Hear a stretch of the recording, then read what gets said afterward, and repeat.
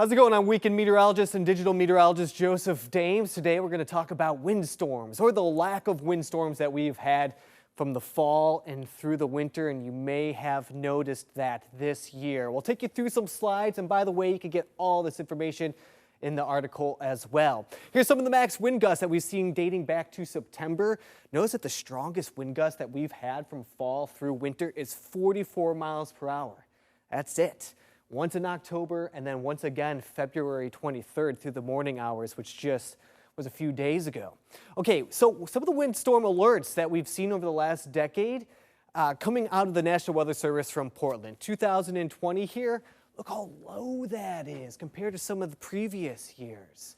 You know what? Just 2 wind advisories going back from October 1st until now. We still have March, we still have some time, but it has been very lackluster as far as windstorm alerts go.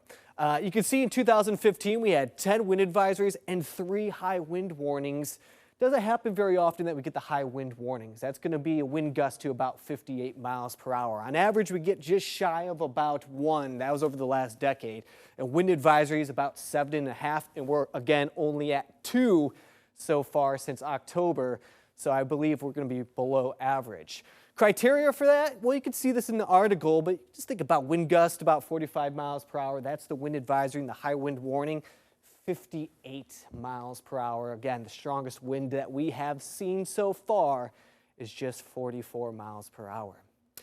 Okay, so what is generating the windstorms here in the Pacific Northwest? It's the extratropical cyclones. And usually we get this during the transition months where we have warm tropical air kind of fighting with that cold polar air, and that imbalance and that temperature gradient is going to help create this. And the closer it is to the border, usually the stronger the wind is going to be, and that also depends on how low that area of low pressure becomes.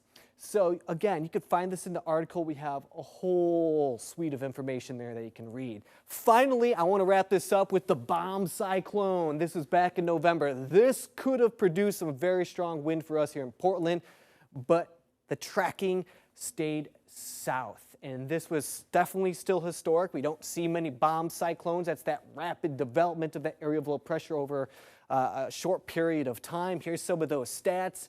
You can find them in the article. And if you have any other information that you're seeking out about maybe what's coming in the future, you can find that all at KOIN.com in the /weather section. You can also reach out to us on social media. Thanks.